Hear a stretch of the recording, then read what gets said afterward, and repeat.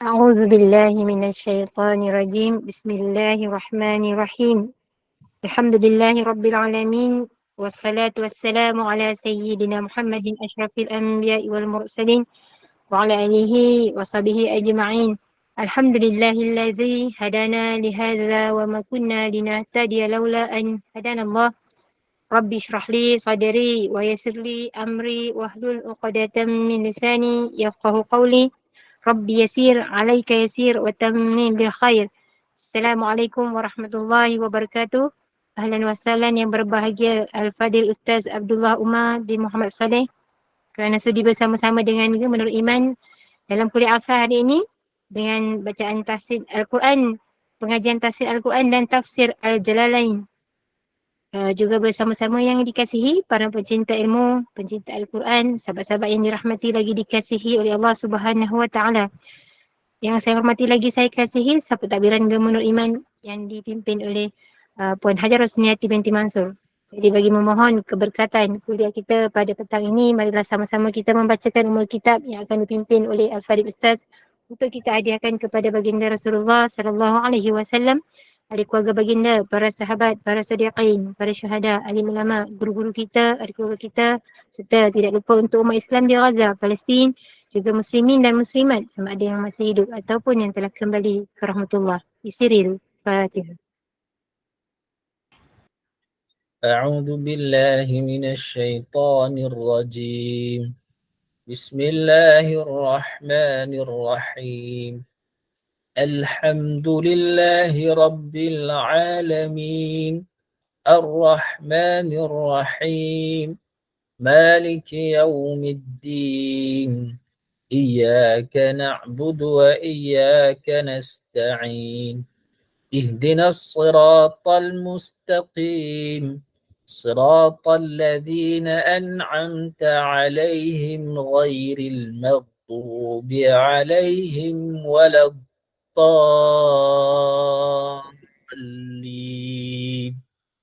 آمين.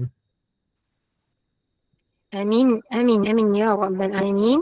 Pada hari ini kita sambung ayat ke-220 ke surat 35 insya-Allah. Jadi saya dengan penuh ta'zim menyerahkan kepada Al-Fadhil Ustaz. Falyatafaddal mashkura. Alhamdulillah.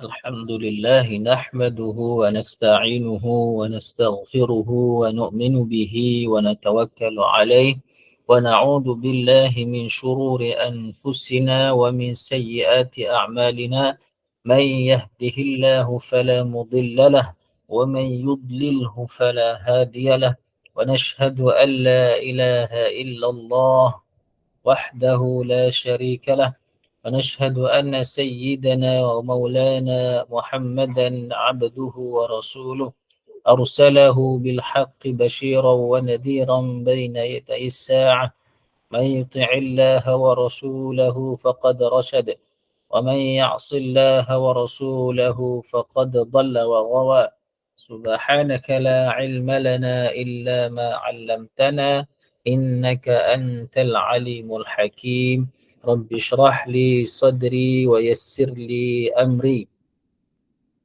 واحلل عقدة من لساني يفقه قولي. Alhamdulillah, Alhamdulillah segala puji bagi Allah Subhanahu Wa Taala memberi saya dan kita semua taufik untuk sama-sama kita menghadiri majlis ilmu pada petang ini. Semoga dengan ini Allah Subhanahu Wa Taala merahmati, menurunkan sakinah ke atas kita, keluarga kita dan mengampunkan peserta-peserta berserta dengan kedua ibu bapa. Begitu juga menjadikan ia wasilah perantaraan asbab untuk mendapat keridhaan Allah Subhanahu Wa Taala. Amin.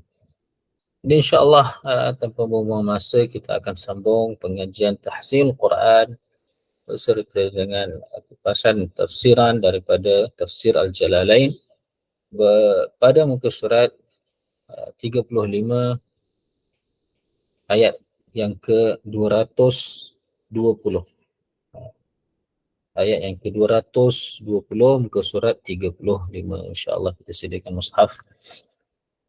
أعوذ بالله من الشيطان الرجيم في الدنيا والآخرة ويسألونك عن اليتامى قل إصلاح لهم خير وإن تخالطوهم فإخوانكم والله يعلم المفسد من المصلح ولو شاء الله لأعنتكم إن الله عزيز حكيم ولا تنكحوا المشركات حتى يؤمن ولأمة مؤمنة خير من مشركة ولو أعجبتكم ولا تنكحوا المشركين حتى يؤمنوا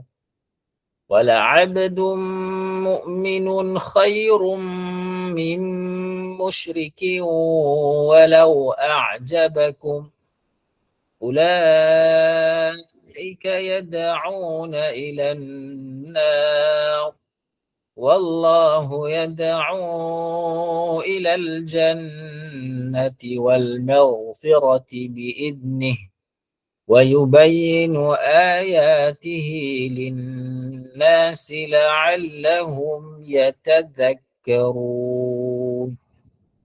InsyaAllah dipersilakan Puan. Assalamualaikum Silakan, Ustaz. Terima kasih Mira. Assalamualaikum warahmatullahi wabarakatuh. A'udzu billahi minasyaitonir rajim. Bismillahirrahmanirrahim. Fid dunya wal akhirah wa yas'alunaka 'anil yatama qul islahul lahum khair wa in tukhalituhum fa ikhwanukum wallahu ya'lamul mufsida minal muslih walau sya'allahu la'anatakum innallaha azizun hakim wala tankihul musyrikati hatta yu'min wala amatum mu'minatun khairum min musyrikatin walau a'jabatkum wala tunkihul musyrikina hatta yu'minu wala abdum mu'minun khairum min musyrikin walau a'jabakum ulaika yad'una ilan nar wallahu yad'u ilal jannati wal maghfirati bi'idnih wa yubayyinu ayatihi linnasi la'allahum yatadhakkarun. Sadaqallahul azim. Alhamdulillah, jazakallahu khair Ustaz. Ya, alhamdulillah wa iyyakum ahsanul jaza. Masya-Allah. Jadi terjemahan ayat 220 ini tentang urusan dunia dan akhirat. Jadi apakah tentang urusan dunia dan akhirat? Sebenarnya ayat ke-220 ini adalah sambungan daripada ayat sebelumnya 219. Ayat yang terakhir itu apa? Katanya kadzalika yubayyinullahu lakumul ayati la'allakum tatafakkaruna fid dunya wal akhirah. Jadi masya-Allah sesetengah qari dia akan sambung ayat sebelum dia dan akan berhenti dekat sini akhirah. Sebabkan dia punya jumlah Ini ayat tu dia habis dekat sini, fid dunya wal akhirah. Jadi sambungan daripada kadzalika sampai ke akhirah, inilah ayat yang sempurna, jumlah yang sempurna. Itu apa? Seperti demikianlah Allah Subhanahu Wa Taala menerangkan pada kamu ayat-ayat, tanda petanda, moga-moga kamu berfikir tentang urusan dunia dan akhirat. Jadi berfikir tentang urusan dunia dan akhirat, maka kamu ambil yang mana yang baik daripada kedua-duanya, urusan dunia dan akhirat. Seterusnya, wa yas'alunaka 'anil yatama, dan mereka bertanya kepadamu tentang anak-anak yatim. Yatim ni masya-Allah. Nabi sallallahu alaihi wasallam kata apa? Ana wa kafilul yatimi hakadha. Nabi sallallahu alaihi wasallam kata, aku dan orang yang mengambil tanggungjawab urusan yatim ni kahatain, seperti dua jari ni, merapatkan kedua-dua jari, nak bagi tahu dekatnya orang yang mana mengambil urusan tanggungjawab anak-anak yatim ni. Nabi SAW sendiri pun masya-Allah lahirkan keadaan yatim. Jadi mereka bertanya tentang anak-anak yatim, yakni apakah apa yang mereka timpa apabila anak yatim ini salah seorang daripada kaum keluarga kerabat dia meninggal, ayah dia atau kedua ibu ayah dia. Jadi yang mengambil tanggungjawab ke atas anak tersebut adalah mungkin pakcik dia, mungkin bapa saudara dia, mungkin dia punya saudara dia. Jadi apa yang berlaku adalah mereka takut untuk mencampurkan harta-harta mereka dengan harta anak yatim ini. Takut apa? Sebabkan kalau campur, takut termakan harta anak yatim.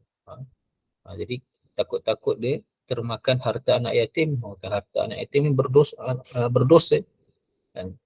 Jadi kalau tak campur pula, tak guna harta mereka, dia akan jadi beban ke atas diri sendiri. Bahkan nak kena sara anak yatim ni juga, gunakan harta dia.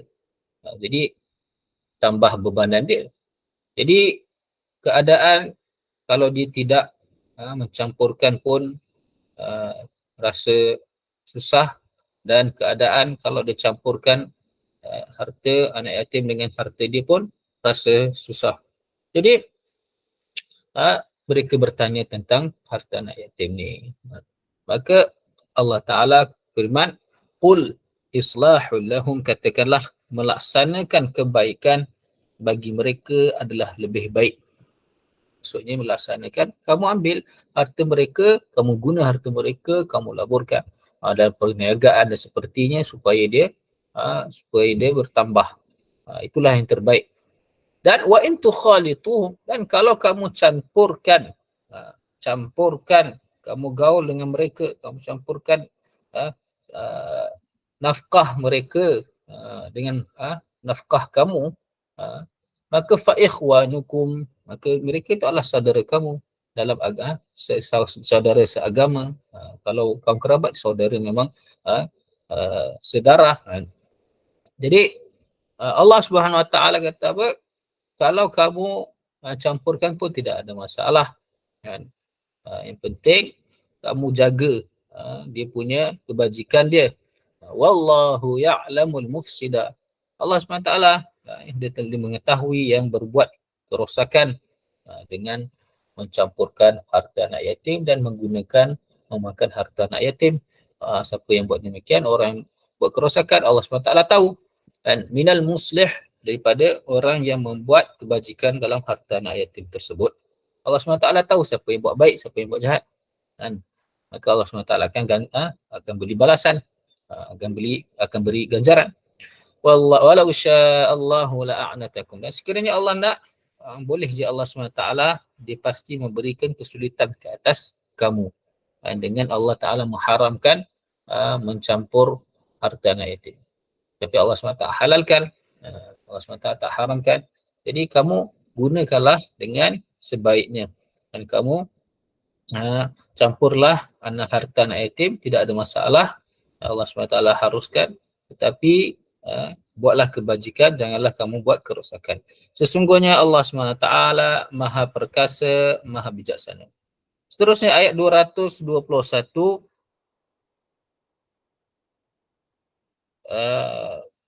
dan janganlah kamu menikahi wanita-wanita musyrik sehingga mereka beriman.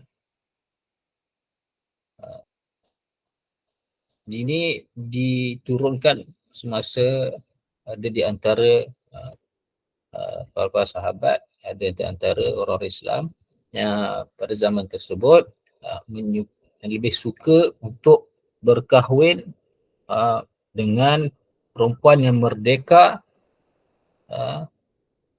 walaupun dia kafir, lebih lagi daripada mengawini seorang hamba sahaya walaupun dia beriman. Jadi Allah SWT tegur, janganlah kamu menikahi wanita-wanita musyrik sehinggalah mereka beriman. Walaupun mereka itu merdeka, kan? Kamu lebih suka mengahwini perempuan yang merdeka, kan? Sehingga mereka beriman, maksudnya selagi mana mereka tidak beriman, janganlah kamu mengahwini mereka. Sebab itu kita tak boleh nak kahwin dengan orang yang musyrik. Musyrik ni maksudnya yang sembah berhala, yang musyrik ke Allah SWT. Dalam ayat lain pada surah Al-Ma'idah ayat mengenai boleh mengahwini perempuan yang kafir adalah kafir yang ahlul kitab. Masya Allah. Jadi wala amatun, dan benar-benar hamba wanita yang beriman lebih baik daripada wanita musyrik. Wanita musyrik walaupun dia merdeka. Jadi hamba sahaya perempuan yang beriman lebih baik kamu kahwini daripada kamu mengahwini daripada mengahwini perempuan merdeka yang musyrik. Walaupun dia memarikkan hati kamu, membuat kamu rasa takjub dengan hartanya, dengan kecantikannya. Sebagai orang yang beriman, walaupun dia hamba, orang yang beriman dia lebih beruntung, dia lebih mahal daripada orang yang tidak beriman. Lebih berharga daripada orang yang tidak beriman. Walaupun satu dunia ni diliputi dengan orang-orang yang tidak beriman, ada seorang sahaja orang yang beriman, maka Allah Subhanahu Wa Taala tidak akan kiamatkan dunia ni. Ini Allah SWT, Nabi SAW kata apa? La taqumus sa'ah hatta la yuqala fil ardi Allah Allah. Tidak akan terjadinya kiamat selagi mana adanya orang yang mengatakan Allah Allah, orang yang beriman. Ini bagi tahu walaupun satu dunia diliputi dengan orang yang tidak beriman, orang yang beriman itu lebih berharga daripada semuanya. Jadi wala tunkihul musyrikin, jangan kamu mengahwinkan, jangan kamu mengahwinkan wanita muslim dengan lelaki musyrik sehingga lelaki itu beriman, mereka beriman. Dan hamba lelaki yang beriman lebih baik daripada lelaki musyrik walaupun meskipun dia menarik hati kamu, buat kamu takjub dengan kecantikannya, dengan hartanya dan sebagainya. Ulaika, sebab apakah tidak boleh mengahwini musyrik dan musyrikah ni? Mereka itulah orang-orang yang menyeru kepada neraka. Kan? Orang-orang musyrik ini mereka tidak layak langsung berkahwin dengan orang Islam sebabkan mereka ini menyeru kepada amalan yang mewajibkan neraka. Itu maksudnya mereka menyeru kepada neraka, mereka membawa kamu ke neraka, membuatkan amalan-amalan yang mewajibkan neraka. Maka tidak layak mereka menikahi orang-orang Islam. Wallahu yad'u, sedangkan Allah Subhanahu Wa Taala dia menyeru kepada syurga dan memberi keampunan dengan izinnya. Wallahu yad'u Allah SWT punya sifat da'i, mendakwah, menyeru manusia, hamba-hambanya pada syurga Allah SWT.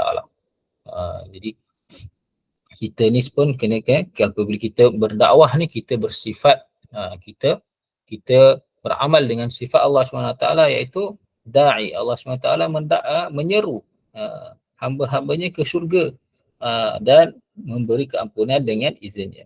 Dan dia menerangkan ayat-ayatnya kepada manusia supaya mereka mengambil pengajaran. InsyaAllah seterusnya ayat 220. Assalamualaikum Ustaz, boleh tanya sikit? Assalamualaikum warahmatullahi wabarakatuh. Ya. Apa bezanya kafir ahli kitab dengan kafir musyrik tu Ustaz? Oh, Masya Allah. Kafir ahlul kitab adalah kafir yang Yahudi dan Nasrani. Sebab apa panggil ahlul kitab? Sebabkan mereka ada pegangan mereka, iaitu mereka beriman dengan kitab mereka lah. Sebab tu panggil ahlul kitab. Yahudi dengan kitab mereka Taurat, Zabur, dan Nasrani mereka dengan kitab mereka Injil. Jadi mereka lain. Mereka ada kitab, dia panggil kitab Samawi, kitab yang Allah SWT turunkan daripada langit, panggil kitab Samawi. Mereka beriman dengan kitab tersebut. Adapun musyrik, musyrik ni mereka mensyirikkan Allah SWT. Mereka tidak ada kitab, dan mereka penyembah berhala, menyembah selain pada Allah SWT, majusi, menyembah api, menyembah pokok, menyembah apa sahajalah yang mensyirikkan Allah SWT. Itu beza musyrik dengan ahlul kitab, kafir ahlul kitab. Jadi ahlul kitab dahulu pada zaman mereka, Masya Allah, mereka berimanlah. Tapi apabila datangnya Islam, Islam ni dia memansuhkan semua agama yang sebelumnya. Masya Allah. Walaupun agama yang dibawa oleh Nabi Musa, Nabi Isa, dia memasukkan syariat sebelumnya. Lepas tu mereka kena beriman juga dengan Allah SWT, dengan Al-Quran. Maksudnya mereka berimanlah. Sebabkan apa yang dalam kitab kitab mereka, Taurat dan Injil tu ada dalam Quran. Sebab tu mereka beriman dengan Al-Quran. Tapi sebabkan mereka tidak beriman, maka mereka dipanggil kafir jugalah. Kafir. Datangnya Islam memasukkan syariat-syariat sebelumnya. Boleh Puan? Terima kasih Ustaz. Baik, alhamdulillah, insya-Allah.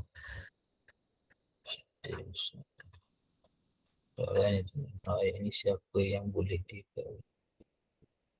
Siapa yang boleh dikawini? Masya-Allah. Siapa yang boleh dikawini maksudnya yang bukan musyrik. Yang boleh dikahwini adalah yang bukan musyrik. Kafir ahli kitab dalam ayat juzuk 5 surah Al-Ma'idah. Kita baca ayat mana? Wal muhsanatu minan nisa. Ayat yang pertama lah, tengok juzuk 5 ayat pertama. Kat situ bagi tahu kita boleh mengahwini ahli kitab. Cuma yang pada zaman ini ahli kitab pada zaman ini bukanlah ahli kitab. Kita pun tak tahu mereka betul-betul berpegang dengan kitab ataupun tak. Ahli kitab maksudnya ahli kitab yang betul-betul berpegang dengan Taurat dan Injil, yang mana tidak ada alternation, tidak ada benda yang mereka campur adukkan. Sekarang ni susah nak cari Taurat dan Injil yang mana betul-betul asli. Betul asli Taurat dan Injil yang dibawa oleh Nabi Musa dan Nabi Isa. Sekarang susah nak cari orang yang betul-betul ahli kitab yang berpegang dengan kitab yang asli itu. Sebab tu jarang kita jumpa orang Islam kahwin dengan ahli kitab sekarang ni. Boleh insya-Allah. Sabiin. Sabiin pula siapa? Okey, sabiin tu mereka adalah yang keluar daripada satu agama kepada satu agama yang lain. Dan itu terjemahan lughawi je lah. Masa Nabi SAW diutuskan dan buat dakwah, orang-orang kafir kata dia telah menjadi sabar. Ini telah keluar daripada agama nenek moyang dia kepada agama yang baharu, agama Islam. Sebenarnya bukanlah, Nabi SAW tak pernah misalnya memegang agama selain pada Islam. Jadi sabiin, kalau dimasukkan sabiin ini orang yang keluar daripada agama ni kepada agama yang lain. Jadi kalau dia keluar daripada agama Islam, maka dipanggil sabiin ke agama yang lain. Jadi dia kafir jugalah, insya-Allah.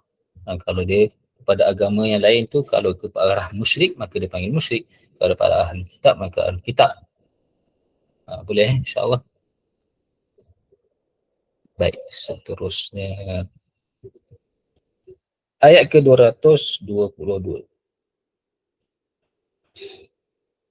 Wa yas'alunaka 'anil mahid qul huwa adhan fa'tazilun nisaa fil mahid wa la taqrabuhunna hatta yatahharna فإذا تطهرن فأتوهن من حيث أمركم الله إن الله يحب التوابين ويحب المتطهرين نساؤكم حرث لكم فأتوا حرثكم أنى شئتم وقدموا لأنفسكم واتقوا الله واعلموا أنكم ملاقوه وبشر المؤمنين ولا تجعلوا الله عرضة لأيمانكم أن تبروا وتتقوا وتصلحوا بين الناس والله سميع عليم. InsyaAllah silakan seterusnya. Terima kasih Ustaz. A'udzu billahi minasyaitonir rajim. Wa yas'alunaka 'anil mahid. Qul huwa adhan fa'tazilun nisaa fil mahid. Wa la taqrabuhunna hatta yatahun. Wa idza hatta yathhurn. Hurn. ولا تقربوهن حتى يطهر. Betul Ustaz? Ya. فإذا تطهرن فأتوهن من حيث أمركم الله إن الله يحب التوابين ويحب المتطهرين. نساؤكم حرث لكم فأتوا حرثكم أنى شئتم. Anna dua je. Anna Ya Allah Akbar.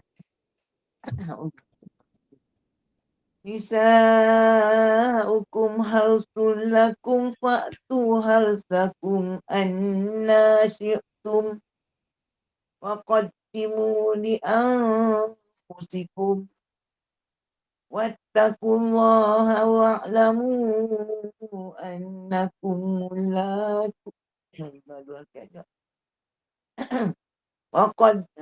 واتقوا الله واعلموا أنكم ملاقوه وبشر المؤمنين ولا تجعلوا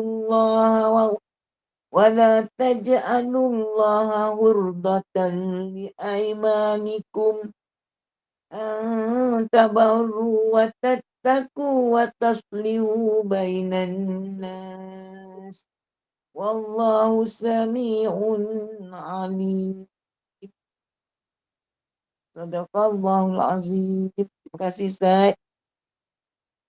Ya, alhamdulillah, insyaAllah sama-sama. Terusnya terjemahan ayat 222 ini. Dan mereka bertanya kepadamu. Dan tafsiran mengatakan sahabi yang bertanya itu bernama Abu Dahdah bersama dengan satu jumlah para sahabat yang lain juga. mereka bertanya tentang haid. Tentang haid. Ini apakah hukum, apakah yang perlu dilakukan kepada perempuan yang mendatangi haid pada masa dia haid. Jadi mereka tanya sedemikian sebab apa? Mereka lihat orang Yahudi ni mereka tidak langsung bergaul, bahkan mereka mensisihkan perempuan yang dalam keadaan haid. Mereka tidak akan tinggal bersama isteri mereka yang datang haid. Tidak akan duduk sebumbung, tidak akan duduk serumah. Ini terlalu ekstrim lah. Dan perempuan yang datang haid tu mereka terus jauhkan. Tak nak tidur sama, tak nak makan sama, tak nak mendekati langsung. Ini orang-orang Yahudi. Ada pun orang Nasara, mereka tidak kisahlah. Ada haid ke, tidak haid ke, mereka bersama, mereka menggauli, tak kisah. Jadi mereka mengabaikan. Jadi agama Islam ni dia agama pertengahan. Tidak terlalu ekstrim, tidak terlalu mengabaikan. Jadi Allah Ta'ala kata apa? Qul huwa adhan. Ya, katakanlah wahai Muhammad, ia adalah satu kotoran. Ini darah. Kotoran. Maka jauhilah oleh kamu wanita-wanita, ini isteri-isteri yang dalam haid. Jauhilah bermaksud tinggalkanlah menggauli mereka. Itu je. Yang ni di dalam masa haid. Waktu haid. Tinggalkanlah menggauli mereka, itu je. Wala taqrabuhunna. Jangan mendekati mereka, menggauli mereka sehingga hatta yatahurna, sehingga mereka bersuci. Ini mereka telah selesai haid. Mereka telah suci. Maka apabila mereka telah bersuci, maka datangilah daripada sebagaimana arah yang Allah SWT memerintahkan kamu. Seperti mana yang Allah SWT halalkan bagi kamulah. Jalan yang lain. Sesungguhnya Allah SWT menyukai orang-orang yang bertaubat dan menyukai orang-orang yang menyucikan diri daripada kotoran. Seterusnya ayat 223. Isteri-isteri kamu adalah ladang bagi kamu, maka datangilah ladang kamu sebagaimana kamu inginkan. Anna ni adalah di mana kamu inginkan. Bukannya dari arah mana. Kalau di arah mana sahaja kamu inginkan, makna dia haram. Sebab anna ni, sebab tu kena tahu lafaz bahasa Arab ni diterjemah apa dan ada berapa makna. Kadang-kadang satu kataan tu ada satu kataan ada dua makna, kadang-kadang ada lebih daripada dua makna, banyak makna. Jadi anna ni bermaksud sebagaimana. Waqaddimu li anfusikum, dan laksanakanlah untuk diri kamu, dan bertakwalah kamu kepada Allah, dan ketahuilah bahawasanya kamu akan menemuinya, dan berilah khabar gembira kepada orang-orang yang beriman. Terusnya ayat 224, dan janganlah kamu jadikan nama Allah sebagai penghalang. Janganlah kamu menjadikan nama Allah SWT sebagai penghalang untuk sumpahan-sumpahan kamu, bahawa kamu membuat kebajikan dan bertakwa serta mendamaikan di antara manusia. Jadi Allah Ta'ala larang kalau orang menyumpah dengan nama Allah SWT untuk untuk tidak membuat kebaikan. Untuk tidak membuat kebaikan. Kat sini untuk kamu membuat kebaikan, maksudnya untuk tidak. Kat sini ada la zaidah kat sini. La terjemahan untuk kamu tidak. Jadi kalau kamu nak buat sumpah dengan nama Allah Ta'ala untuk tidak membuat kebaikan, Allah larang. Contohnya aku sumpah tak nak buat baik. Aku sumpah tak nak berpuasa. Aku sumpah tak nak cakap benar. Ini Allah SWT larang. Sebabkan sababun nuzul ayat ini ada seorang sahabat bernama Hazrat Abdullah bin Rawahah radhiyallahu anhu. Dia ada perselisihan antara dia dengan antara dia punya ipar dia, Nu'man bin Bashir. Maka Hazrat Abdullah bin Rawahah dia telah bersumpah dia tidak ingin bersahabat, tidak ingin menjalankan silaturahim bersamanya, bersama Nu'man bin Bashir ni, dia punya ipar, untuk selama-lamanya. Jadi Allah SWT turunkan ayat ini. Allah SWT tegur, jangan kamu jadikan nama Allah sebagai penghalang untuk buat baik. Kamu sumpah dengan nama Allah untuk tidak buat baik, iaitu dengan memutuskan silaturahim. Ada yang mengatakan ayat ini diturunkan kepada Hazrat Abu Bakar radhiyallahu anhu, ke atas peristiwa Hazrat Abu Bakar radhiyallahu anhu, yang mana beliau telah bersumpah untuk tidak menginfak ke atas bapa saudaranya bernama Mistah. Ada mengatakan bapa saudara, yang mengatakan saudaranya, sepupunya bernama Mistah. Mistah ni seorang yang miskin lah. Dia pernah dan dia telah join sama orang-orang yang pernah menuduh Hazrat Aisyah radhiyallahu anha melakukan zina. Jadi sebab itu Hazrat Abu Bakar sumpah tak nak dah infak ke atas Mistah ni, sebab dia termasuk pada orang-orang yang menuduh anaknya Hazrat Aisyah berzina. Jadi Allah SWT menegur, jangan kamu jadikan nama Allah sebagai penghalang bagi sumpahan-sumpahan kamu, bahawa kamu tidak melakukan kebaikan dan tidak bertakwa serta tidak mendamaikan di antara manusia. Dan Allah Subhanahu wa taala Maha mendengar, Maha mengetahui. InsyaAllah seterusnya muka surat 36 ayat 225.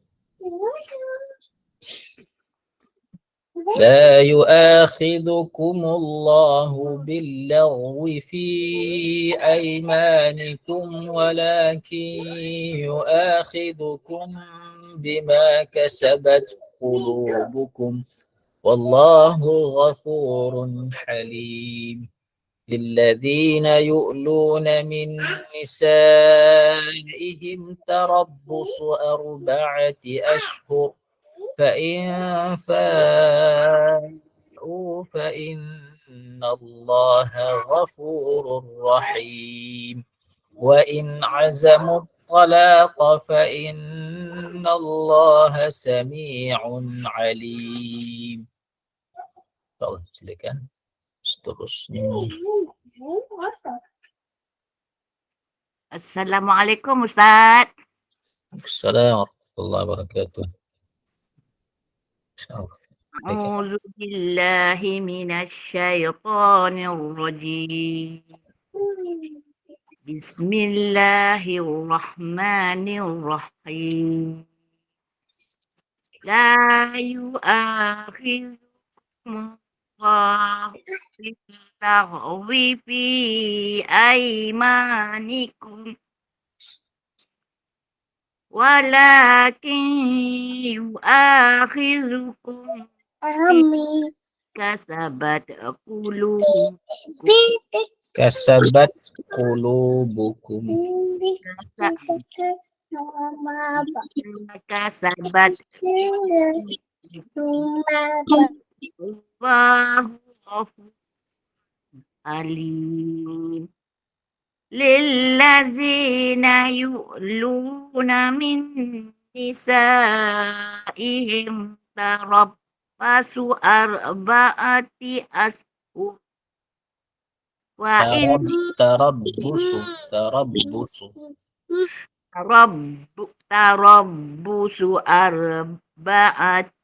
ashhur wa in fa'u fa inna Allaha ghafurur rahim wa in azamu talaq azamut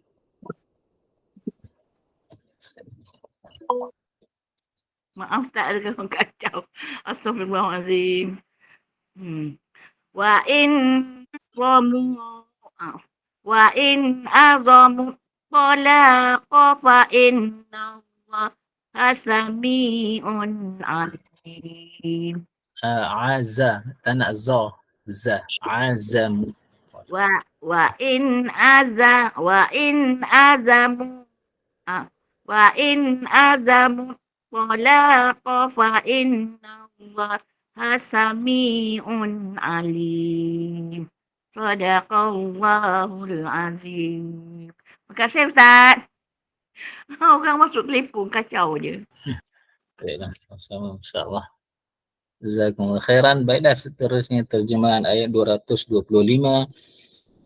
Tidaklah Allah Ta'ala menghukumi kamu dengan main-main yang sia-sia di dalam sumpahan-sumpahan kamu. Jadi kalau kamu bersumpah dengan nama Allah yang mana kamu tidak berniat dengannya, panggil sia-sia, panggil yaminul laghw. Dan seperti macam orang Arab, siapa yang pernah pergi buat haji, buat umrah, insyaAllah pergi Saudi, Makkah, Madinah dan Jeddah. Orang Arab ni mereka suka sangat bersumpah. Walaupun benda tu kadang betul, kadang tidak. Sebabkan benda tu dah jadi ke atas lidah mereka dah. Macam kataan harian. Dia sikit wallahi, wallahi. Ish wallahi. Padahal mereka tidak berniat untuk bersumpah. Jadi ini dinamakan yaminul laghw. Main-main di dalam sumpahan. Jadi Allah Subhanahu Wa Taala tidak menghukumnya. Ini sebab kalau dia melanggar sumpahan yang macam ini, dia tidak akan dikenakan kafarah lah. Maksudnya Allah Ta'ala tidak akan menghukumnya dengan kafarah dan ia tidak dikira dosa. Tetapi yu'akhidukum. Walakin Allah Ta'ala menghukumi kamu dengan apa yang dilakukan oleh hati-hati kamu. Dilakukan oleh hati kamu, maksudnya apa yang hati kamu niatkan. Kamu niat dengan sumpahan itu, betul-betul kamu bersumpah, dan apabila kamu langgar sumpahan sedemikian, maka Allah Ta'ala akan menghukum kamu dengan kafarah. Kena bayar kafarah. Kafarah yamin, kafarah sumpahan. Wallahu ghafurun halim, dan Allah Ta'ala maha pengampun, maha penyantun. Maha pengampun sebab Allah Ta'ala mengampunkan yaminul laghwa tadi. Yaminul laghwi. Yamin, ini sumpahan sia-sia itu tidak ada kafarah. Allah Ta'ala maha pengampun. Dan halimun, Allah SWT maha penyantun. Allah Ta'ala tidak menurunkan siksaan terus kepada orang yang melanggar sumpahan. Bahkan Allah Ta'ala bagi dia kuasa untuk dia bertaubat bayar kafarah. Lilladina, terusnya ayat 226, bagi orang-orang yang bersumpah tidak menggauli isteri-isteri mereka. Yu'luna dipanggil ila. Saya rasa semua kat sini masya-Allah tahulah hukum ila. Ila ni seorang tu bersumpah tidak menggauli isteri dia. Kalau lebih daripada 4 bulan, maka ia akan dipisahkan. Jadi tarabbusu arba'ati ashhur, menunggu. Mereka hendaklah menunggu 4 bulan. Maksudnya kalau betul-betul dalam masa 4 bulan itu dia tidak menggauli isteri dia, mengikut apa yang dia sumpahkan itu, maka akan berpisah, terjadi perpisahan. Sekiranya dalam masa 4 bulan tu ada pergaulan, ada mereka bersama menggauli isteri dia, maka si suami ni kena bayar kafarah ila sumpahan ini. Fa in fa'u, maka jika mereka kembali, maka sesungguhnya Allah Ta'ala maha pengampun, maha penyayang. Ini kalau mereka kembali bersama dalam masa 4 bulan itu, Allah SWT maha pengampun, Allah SWT maha penyayang. Allah kata jalan keluarnya kamu bayar kafarah. Wa in azamut talaq, dan sekiranya betul-betul dia pendirian dia inginkan niat dia ingin bercerai. Fa inna Allah sami'un alim, maka sesungguhnya Allah Ta'ala maha mendengar, maha mengetahui. Jadi akan terjadilah perpisahan kalau betul-betul diniat niat nak talak, cerai dengan dia punya membuat ilat tersebut. Seterusnya ayat 228. وَالْمُطَلَّقَاتُ يَتَرَبَّصْنَ بِأَنفُسِهِنَّ ثَلَاثَةَ قُرُوءٍ ولا يحل لهن أن يكتمن ما خلق الله في أرحامهن إن كن يؤمن بالله واليوم الآخر وبعولتهن أحق بردهن في ذلك إن أرادوا إصلاحا ولهن مثل الذي عليهن بالمعروف وللرجال عليهن درجة والله عزيز حكيم. InsyaAllah seterusnya silakan. A'udzu billah. Assalamualaikum warahmatullahi wabarakatuh, Ustaz. Assalamualaikum warahmatullahi wabarakatuh. أعوذ بالله من الشيطان الرجيم والمطلقات يتربصن بأنفسهن ثلاثة قروء ولا يحل لهن أن يكتمن ما خلق الله في أرحامهن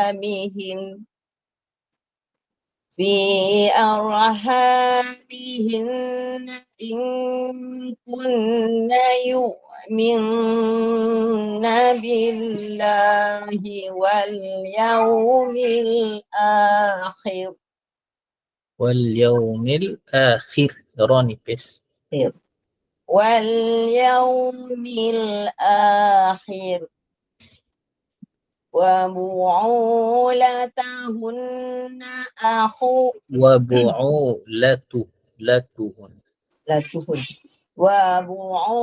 وبعولتهن أحق بردهن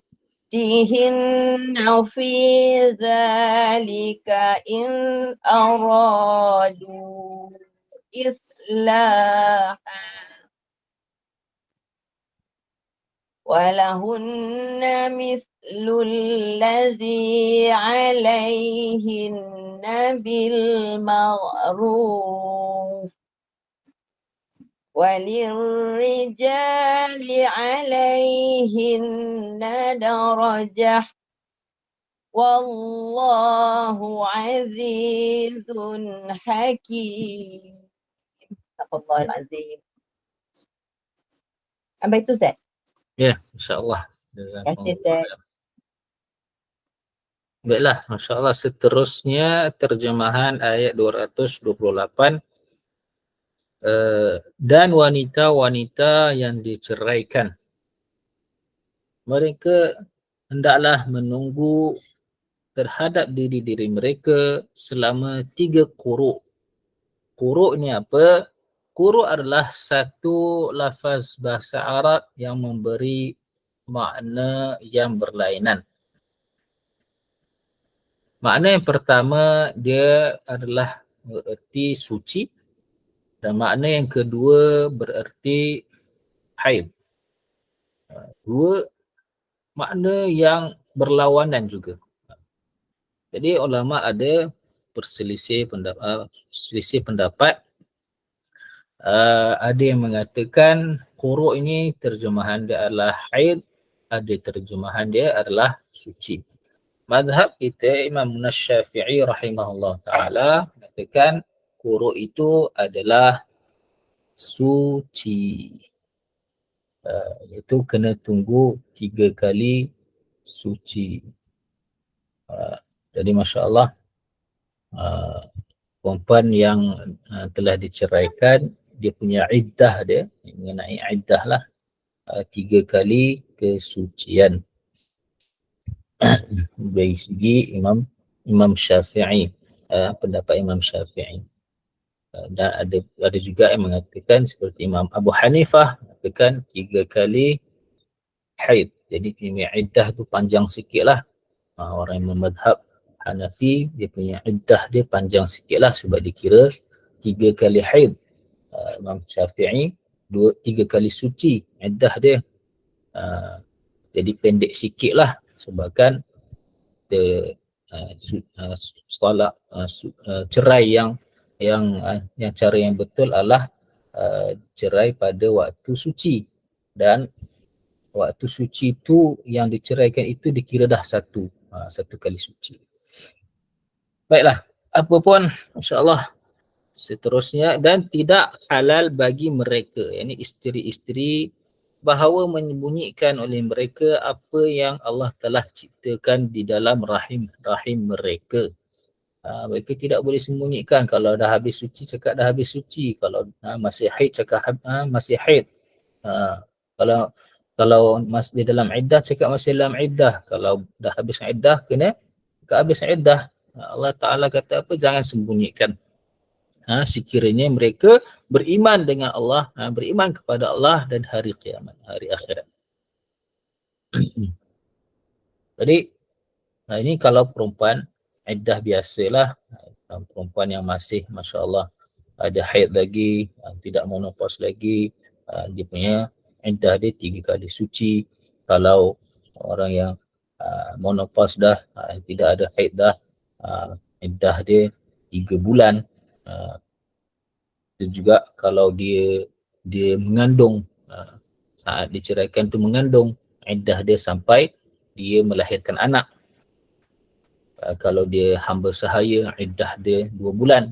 Jadi selesai iddah, bagi tahu apa Allah SWT dah ciptakan dalam rahim mereka, sama ada kandungan ataupun ada haid ataupun telah selesai, telah suci, semua kena jelas, kena beritahu. Wa bu'ulatuhunna, dan suami-suami mereka lebih berhak untuk kembali berbaik dengan mereka. Ini membuat rujuk, lebih berhak membuat rujuk. Pada demikian itu sekiranya mereka menghendaki berbaik semula. Kalau mereka rasa dengan perkahwinan semula itu mereka tidak ingin bina kehidupan yang lebih baik, maka teruskan, lebih berhak bagi suami untuk merujuk. Walahunna, dan bagi para isteri, mislul ladhi, seperti yang kewajipan ke atas mereka dengan cara yang baik. Ini kalau telah diceraikan, kalau telah pisah pun dia kena berbuat baik dengan keluarga bekas suami dia, tidak mencaci, tidak memaki, tidak mengumpat dan sepertinya. Walir rijali 'alaihinna darajah, dan bagi para suami ke atas mereka, atas isteri-isteri, ada satu darjat kelebihan, yang mana mereka perlu taat, wajib mentaati suami. Dan suami semua, suami ke isteri ke, mereka ada hak-hak yang perlu disempurnakan. Wallahu azizun hakim, Allah SWT Maha perkasa dan Maha bijaksana. Baiklah, seterusnya ayat 229. At-talaqu marratan فإمساكم بمعروف أو تسريح بإحسان ولا يحل لكم أن تأخذوا مما آتيتموهن شيئا إلا أن يخافا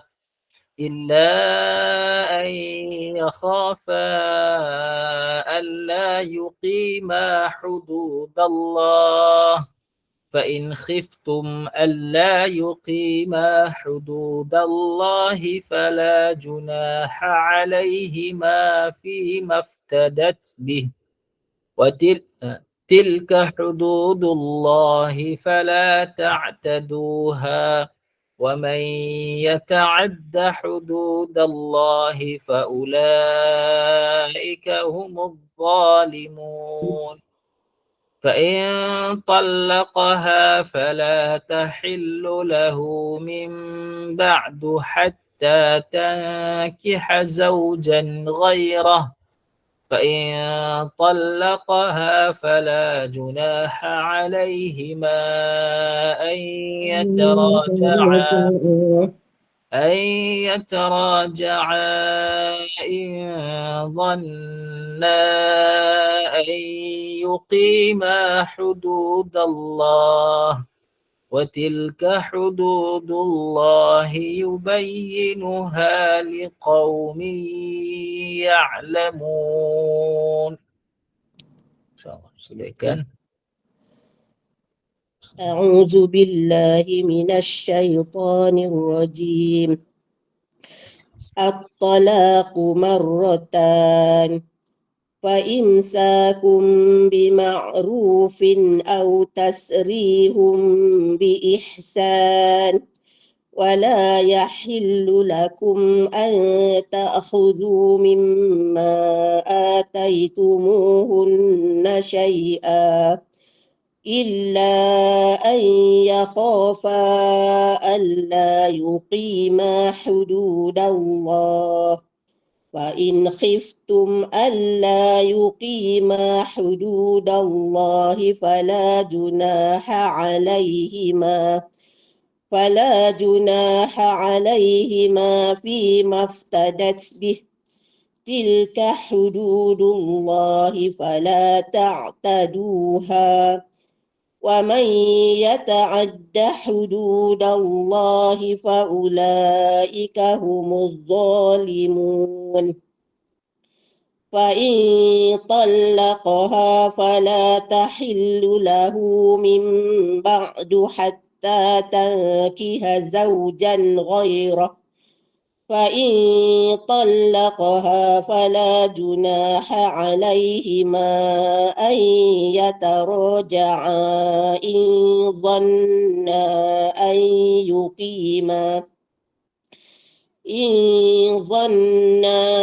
أن يقيما حدود الله وتلك حدود الله يبينها لقوم يعلمون. Sadaqallahul azim. Terima kasih Ustaz. Baiklah, masya-Allah, sama-sama. Jadi ayat ni masih lagi mengenai penceraian, talak. Ayat yang mana ayat nombor 229 terjemahan dia, talak itu 2 kali. Yakni talak yang boleh cerai yang boleh dirujuk oleh suami adalah sebanyak 2 kali. Jadi selepas 2 kali itu fa imsakum bima'rufin atau tasrihum biihsan, maka sama ada dia menahan, ini merujuk dengan cara yang baik atau dia melepaskan, ini menceraikan dengan cara yang baik. Ini selepas 2 kali talak, suami rujuk ataupun dia lepaskan dengan talak yang ketiga, yang mana apabila terjadinya talak ketiga tidak akan ada rujuk lagi selepas itu.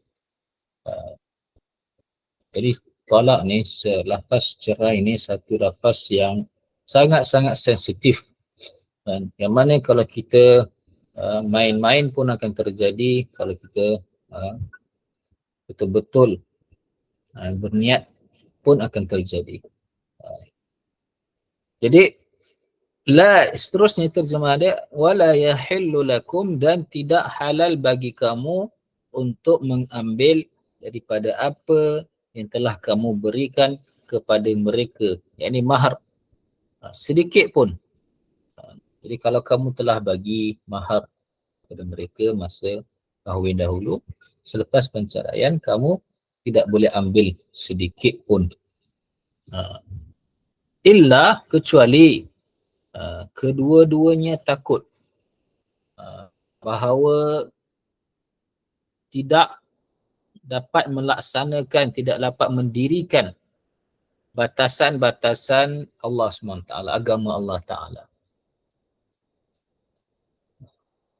Jadi orang yang memang dia rasa dalam perkahwinan dia tidak boleh jalan lagi dah, tak boleh lagi bersama, maka cara dia adalah fa'in khiftum, maka sekiranya kamu takut bahawa kedua-duanya tidak dapat melaksanakan aturan hukum batasan Allah SWT. Dengan perkahwinan itu mereka tidak boleh beramal dengan agama, mereka tidak boleh ikut hukum hakam agama, sebab ada konflik dalam rumah tangga, mereka jauh daripada agama, maka tidak ada dosa ke atas kedua-duanya dalam bayaran yang dibayar oleh isteri dengannya. Jadi ini dipanggil, kalau kita tengok dalam hukum fiqah, dipanggil khulu'. Khulu' ni adalah si isteri ni dia memberi satu jumlah harta ataupun wang kepada suami supaya suami melepaskannya. Dipanggil khulu'. Jadi kalau dalam sebuah perkahwinan itu sepasang suami isteri, mereka rasa memang tak boleh nak teruskan perkahwinan, tak boleh teruskan kehidupan bersama, maka cara dia adalah si isteri ni dia membuat khulu' dengan membayar beberapa jumlah wang pada suami untuk melepaskan dia. Sebab ada sebabun nuzul dia adalah ada seorang perempuan di zaman Nabi SAW bernama Jamilah bintu Abdullah bin Ubay bin Salul. Dia ni dia tak suka suami dia, yang mana nama dia Thabit bin Qais. Memang tak boleh nak hidup sekali. Dia tengok muka suami dia pun tak boleh. Maka dia mengadu kepada Rasulullah SAW, wahai Rasulullah, aku tidak mengaibkan dia di dalam agama.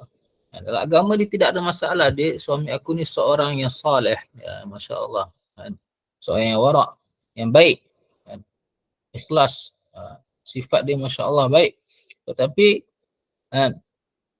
aku tak boleh nak tengok muka dia lah.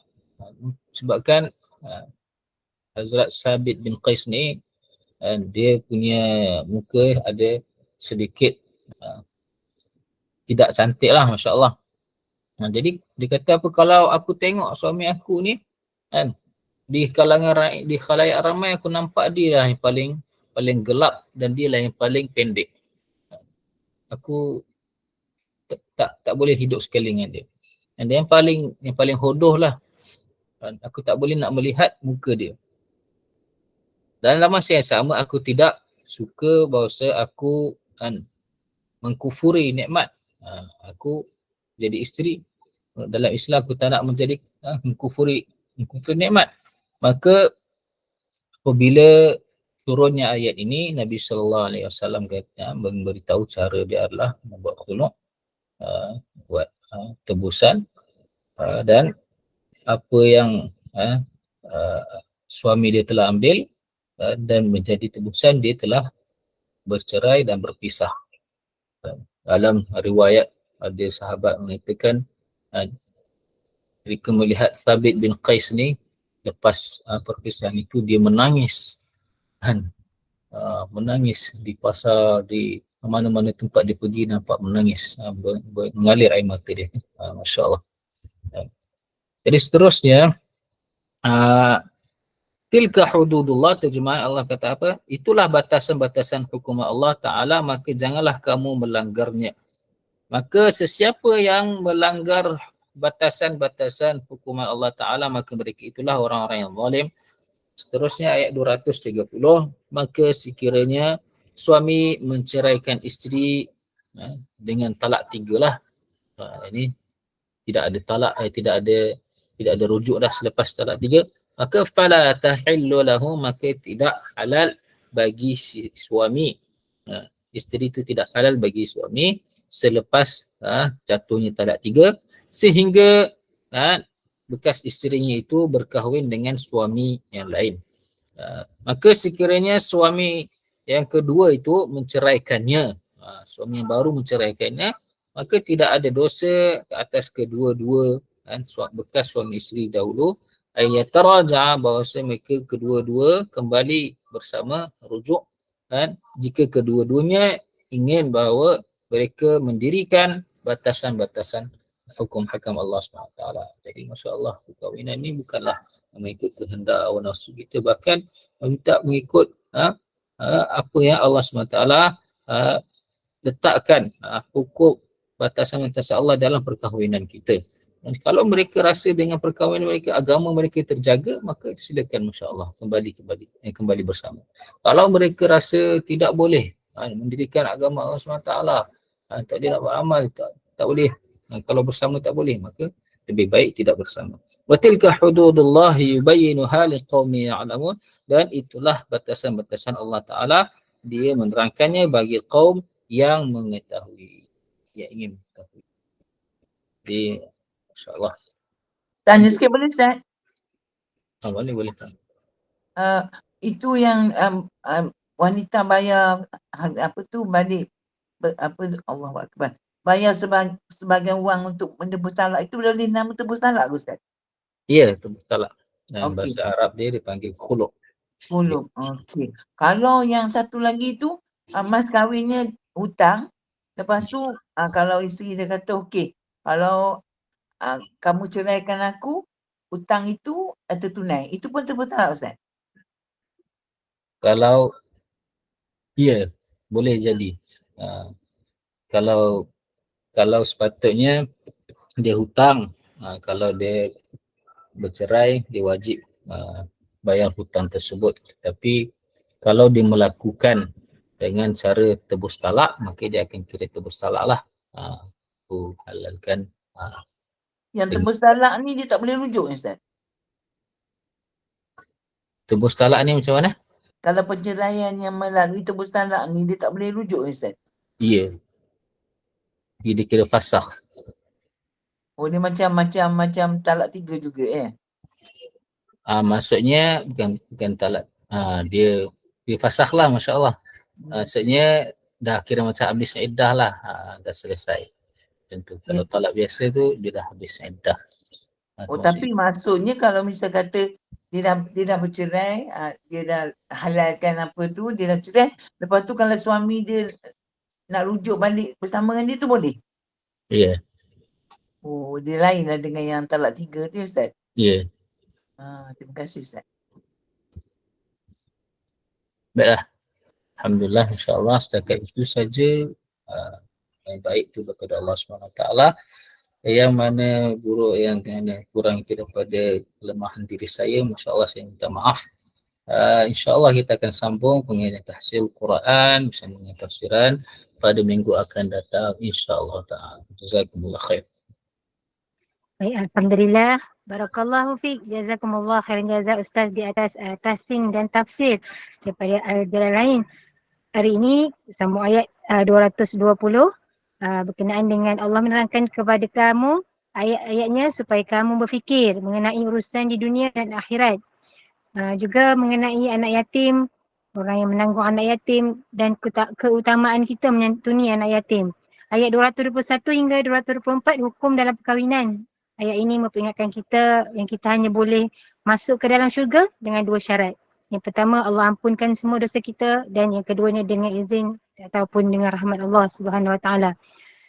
Manakala ayat 225 hingga 228 hukum ilak dan cerai, dan ayat yang terakhir Ustaz baca tadi 229 hingga 230 adab dalam bercerai. Jadi kita akan sambung pada minggu hadapan dengan ayat seterusnya 231 muka surat 37 insya-Allah. Syukran jazilan kepada kelima pembaca hari ini. Mudah-mudahan terus istiqamah. Mudah-mudahan dengan kita duduk dalam halaqah ilmu ini, Allah kurniakan kefahaman, Allah tingkatkan iman, Allah kurniakan kerahmatan. Terima kasih kepada tim Gemenur Iman, sahabat-sahabat pencinta ilmu yang mengimarahkan kuliah kita pada petang ini. Ustaz, saya buat sikit bahan kuliah malam ni, Ustaz. Kuliah kita pada malam ini pada pukul 8 malam bersama dengan Al-Fadhil Ustaz Haji Abdullah bin Tudah dengan kitab Akidah Ahli Sunnah wal Jamaah, dan kuliah isyak kita pada malam ini 9.15 malam bersama dengan Al-Fadilah Ustazah Afzan binti Abdul Manaf dengan kitab Fiqh Idaman Penuntut. Jadi teruskanlah bersama-sama dengan Gemenur Iman dengan kuliah yang telah disediakan. Jadi saya mewakili Gemenur Iman memohon maaf sekiranya ada sebarang kekurangan dan kesilapan. Yang baik itu datang daripada Allah, yang tidak baik dan kelemahan itu daripada kami sendiri. Kita tangguh kuliah kita, InsyaAllah di minggu hadapan pada hari dan waktu yang sama, InsyaAllah. Mohon Ustaz membacakan tasbih kafarah dan suratul As. Saya sudahi dengan wabillahi taufiq wal hidayah. Wassalamualaikum warahmatullahi wabarakatuh.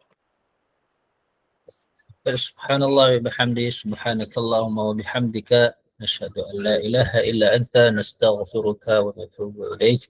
عملت سوءا أو ظلمت نفسي فاغفر لي فإنه لا يغفر الذنوب إلا أنت. أعوذ بالله من الشيطان الرجيم. بسم الله الرحمن الرحيم. والعصر إن الإنسان لفي خسر إلا الذين آمنوا وعملوا الصالحات وتواصوا بالحق وتواصوا بالصبر. السلام عليكم ورحمة الله تعالى وبركاته.